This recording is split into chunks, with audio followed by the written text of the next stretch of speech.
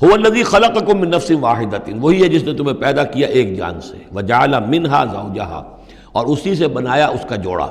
لیسکن الیہا، تاکہ وہ سکون حاصل کرے اس کی طرف۔ اس کی طرف میں اشارہ کر چکا ہوں سورہ بقرہ میں بھی۔ وابتغوا ما کتب اللہ لک، کہ یہ جو معاملہ ہے شوہر اور بیوی کا، اس میں یہاں جہاں اولاد کا معاملہ ہے وہاں ایک تسکین بھی ہے، سکون بھی ہے۔ فلما تغشاہا، تو جب شوہر ڈھانپ لیتا ہے اپنی بیوی کو، حملت، اور اس سے حمل ہو جاتا ہے، حملاً خفیفاً، اور وہ ہلکا حمل ہوتا ہے، ابھی پتہ بھی نہیں چلتا کہ کوئی حمل ٹھہر گیا ہے، فمرت بہ، تو وہ اس کو لے کر چلتی پھرتی رہتی ہے۔ فلما اثقلت، جب بوجھل ہو جاتی ہے، دعوا اللہ ربہما، تو اب وہ دونوں اللہ کو پکارتے ہیں، اپنے رب کو،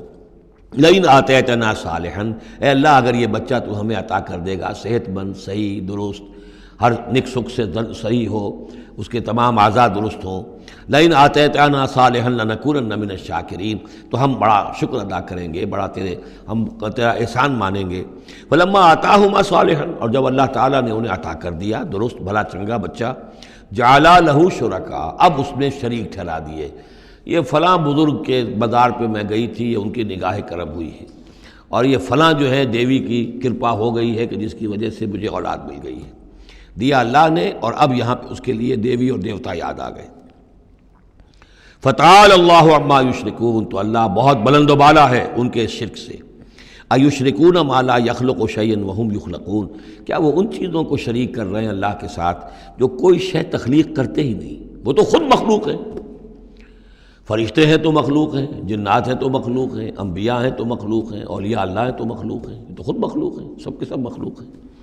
ایشرکون ما لا یخلق شیئا وہم یخلقون ولا یستطیعون لہم نصرا ولا انفسہم ینصرون، نہ وہ ان کی مدد کر سکتے ہیں نہ وہ اپنی مدد پر قادر ہیں،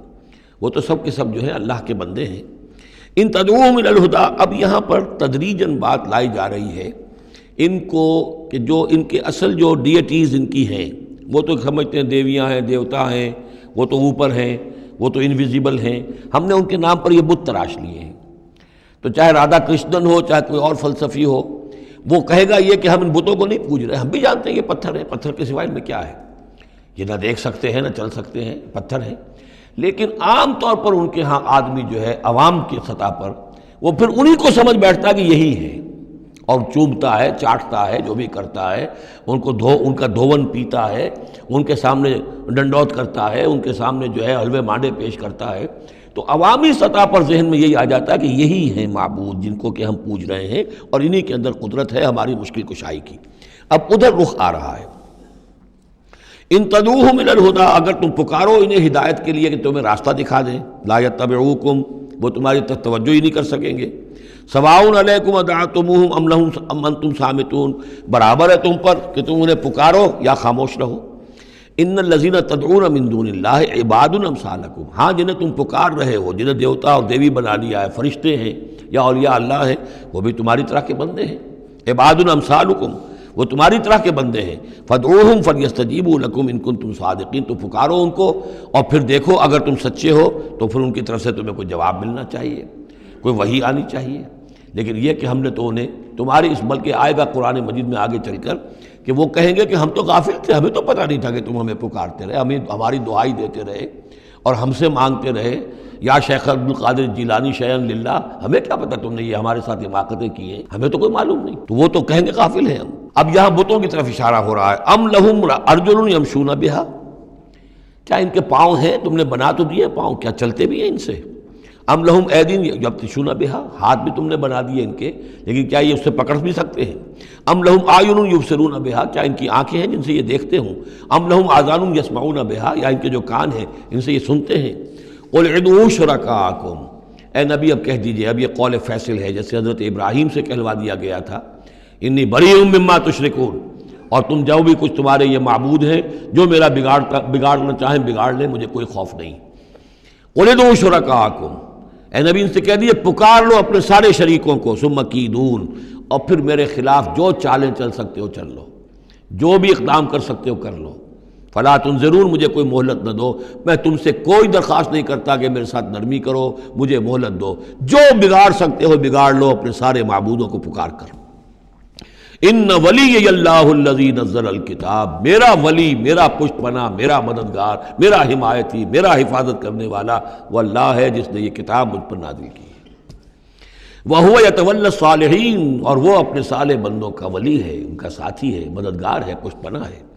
وَالَّذِينَ تَدْعُونَ مِن دُونِهِ لَا يَسْتَطِيعُونَ نَصْرَكُمْ، جنہیں تم پکار رہے اس کو چھوڑ کر وہ تمہاری مدد کی استطاعت ہی نہیں رکھتے، ان کے اندر طاقت ہی نہیں ہے۔ وَلَا أَنفُسَهُمْ يَنصُرُونَ، نہ وہ اپنی جان بچا سکیں گے۔ وَإِن تَدْعُوهُمْ إِلَى الْهُدَىٰ لَا يَسْمَعُوا، اگر تم انہیں ہدایت کے لیے پکارو کہ ہمیں کوئی ہدایت دے، جیسے ہم اللہ کو پکارتے ہیں اہدنا الصراط المستقیم، اہدنا الصراط المستقیم، تو وہ تو تمہیں لا یسمع، وہ سنتے ہی نہیں، تم پکارتے رہو۔ وَتَرَاهُمْ يَنظُرُونَ إِلَيْكَ وَهُمْ لَا يُبْصِرُونَ، اور تم سمجھتے ہو کہ وہ تمہیں دیکھ رہے ہیں جبکہ وہ دیکھتے ہی نہیں۔ خُذِ الْعَفْوَ وَأْمُرْ بِالْعُرْفِ، اے نبی صلی اللہ علیہ وسلم، اب یہ آخر میں پھر حضور سے خطاب، یہ اکثر مکی صورتوں میں ہوتا ہے، اختتام پر حضور سے التفات۔ خُذِ الْعَفْوَ، اے نبی عفو کو، درگزر کو تھام لیجئے، یعنی آپ ان سے زیادہ بحث میں، ان سے زیادہ کسی تلخی میں، کسی اس طرح کے معاملے میں الجھیے نہیں، معاف کیجئے، چھوڑیے ان کو، دفع کیجئے۔ خُذِ الْعَفْوَ وَأْمُرْ بِالْعُرْفِ، اور بھلی بات کا حکم دیتے رہیے، جو بھی اچھی بات ہے اس کی طرف دعوت دیتے رہیے، آپ کا کام ہے دعوت دینا۔ وَأَعْرِضْ عَنِ الْجَاهِلِينَ، اور جو آپ سے الجھنا چاہیں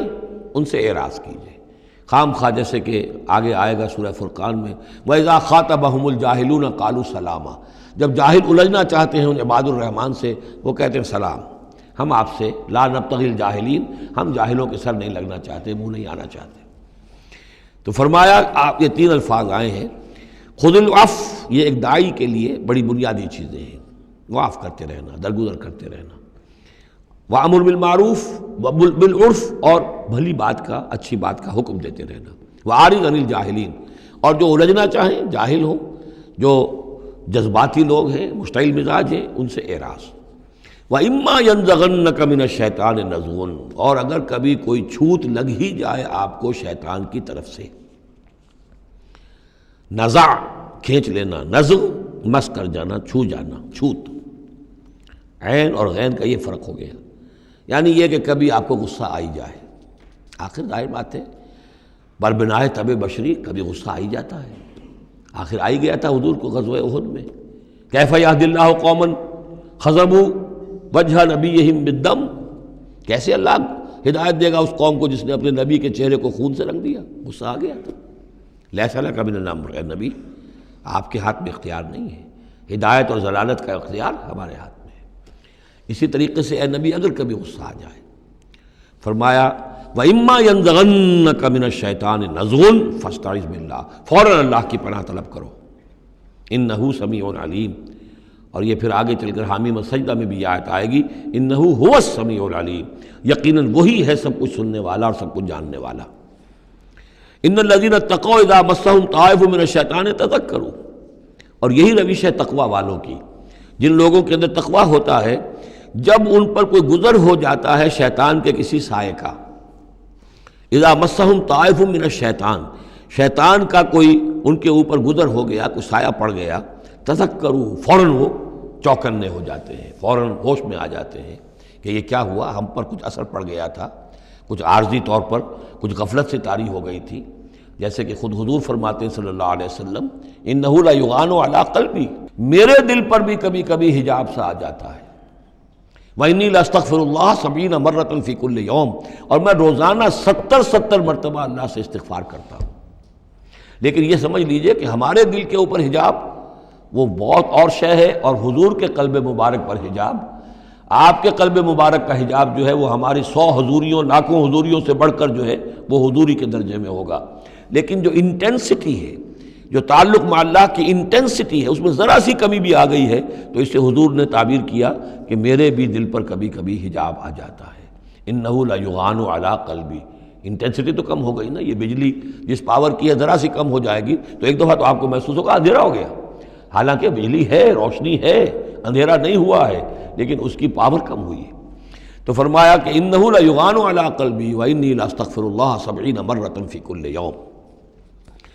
ان الذین اتقوا اذا مسهم طائف من الشیطان تذکروا، تو فوراً وہ چوکنے ہو جاتے ہیں، یاد کرتے ہیں، فاذا هم مبصرون، اور ان کی آنکھیں کھل جاتی ہیں، انہیں حقائق نظر آنے لگتے ہیں، وقتی سا جو سایہ پڑ گیا تھا اس سے وہ فوراً نکل آتے ہیں۔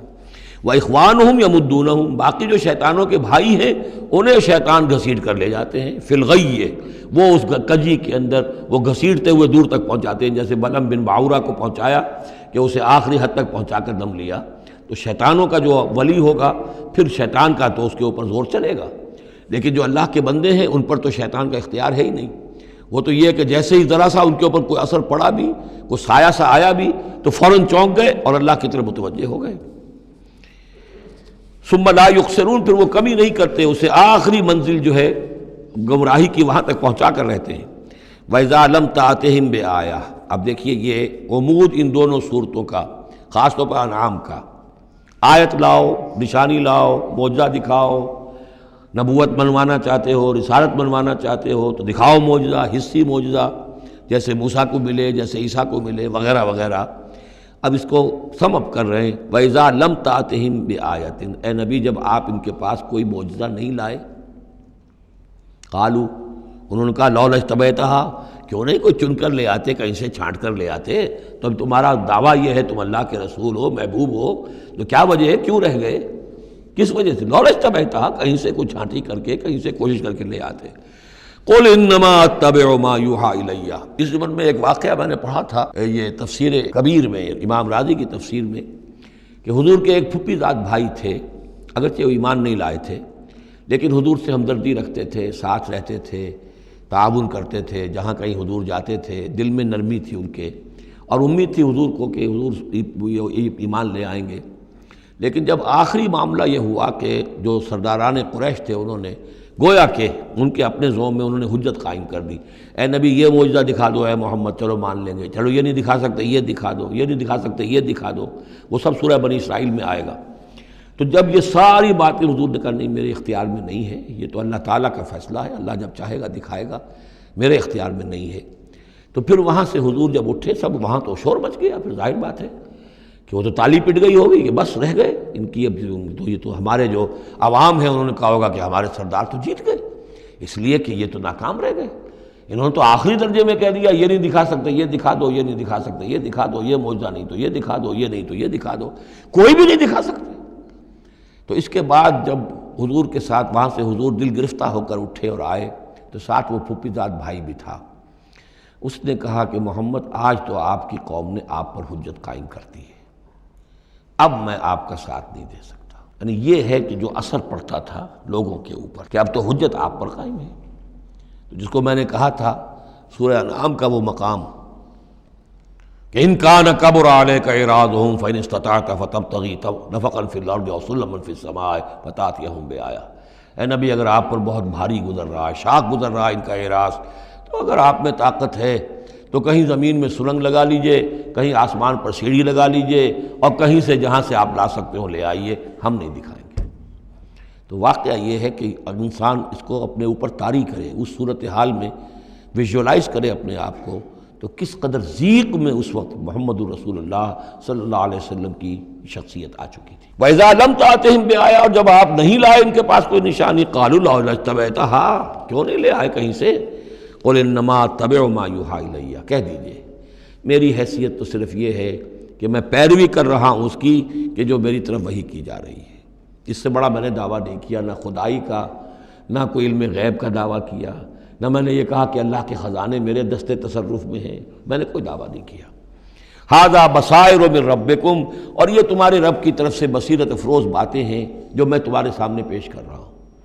میں خود پیروی کر رہا ہوں اس کی اور تمہارے سامنے پیش کر رہا ہوں۔ وَھدًى وَرَحْمَةٌ لِّقَوْمٍ يُؤْمِنُونَ، اور یہ ہدایت ہے اور رحمت ہے ان لوگوں کے حق میں جو ایمان لانے والے ہیں۔ وَإِذَا قُرِئَ الْقُرْآنُ فَاسْتَمِعُوا لَهُ وَأَنصِتُوا، اور جب قرآن پڑھا جا رہا ہو تو تم اسے پوری توجہ سے سنا کرو۔ سمع یسمع کے معنی سننا، اور استمع یستمع پوری توجہ کے ساتھ، ارتکاز توجہ کے ساتھ سننا، کان لگا کر، کان دھر کر سننا۔ وانصتوا، اور خود خاموش رہا کرو۔ اسی آیت کو دلیل بناتے ہیں وہ حضرات جو یہ سمجھتے ہیں کہ امام کے پیچھے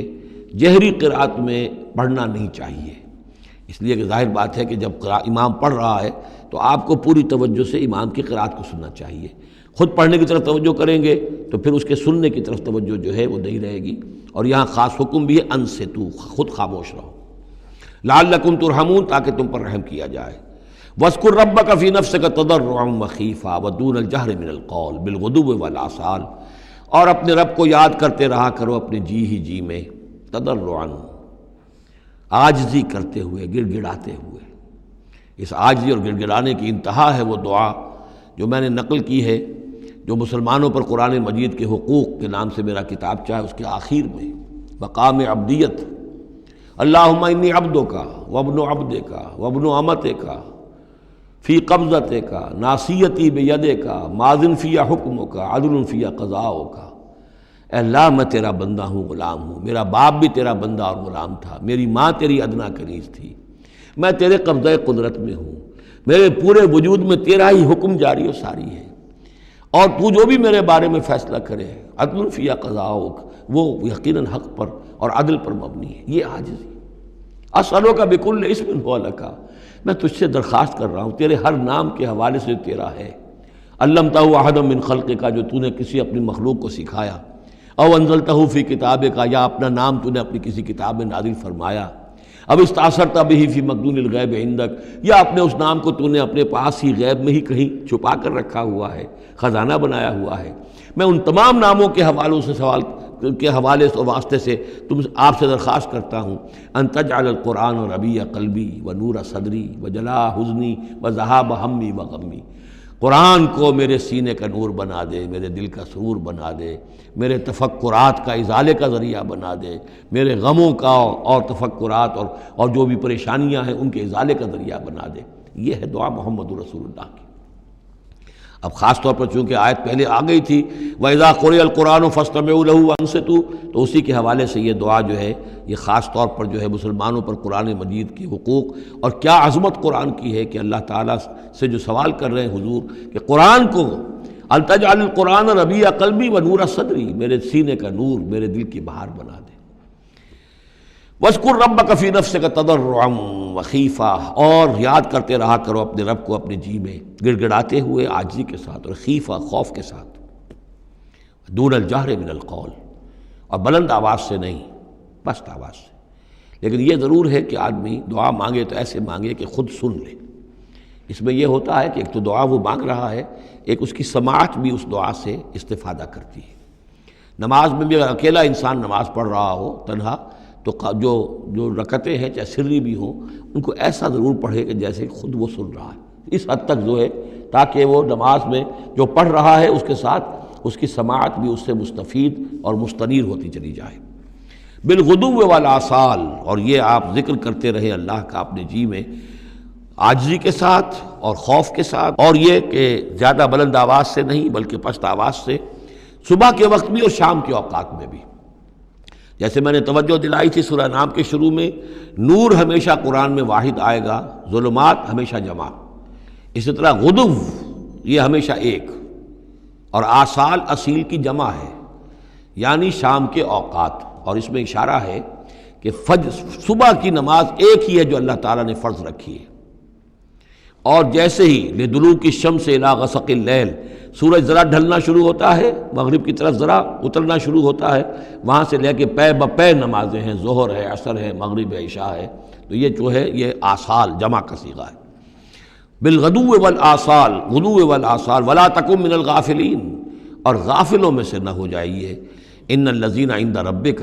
یقیناً وہ بزرگ ہستیاں، وہ ملائکہ مقربین، وہ ملائے اعلیٰ جو اپنے رب کے پاس ہیں، مقربین ہیں، قریب ترین ہیں، وہ جس کے بارے میں امیر خسرو نے کہا ہے کہ خدا خود میر محفل بود اندر لامکاں خسرو، محمد شمع محفل بود شب جائے کہ من بودم۔ ایک لامکاں کی محفل وہ بھی ہے جہاں کا میر مجلس اللہ ہے، اور جہاں فرشتے ہیں، ملائکہ مقربین ہیں، اور محمد رسول اللہ روح محمدی وہاں گویا کہ چراغ اور شمع کی حیثیت سے ہے۔ تو ان الذین عند ربک لا یستکبرون عن عبادتہ، وہ جو اس کے قریب ترین ہیں وہ بھی اس کی عبادت سے استکبار نہیں کرتے، استکبار کی بنیاد پر عبادت سے دستکش نہیں ہوتے۔ وَيُسَبِّحُونَهُ، اور اس کی تسبیح کرتے رہتے ہیں، وہ لہو یسجدون، اور اس کے لیے سجدے کرتے رہتے ہیں۔ بارک اللہ لی ولکم فی القرآن العظیم ونفعنی وإیاکم بالآیات والذکر الحکیم۔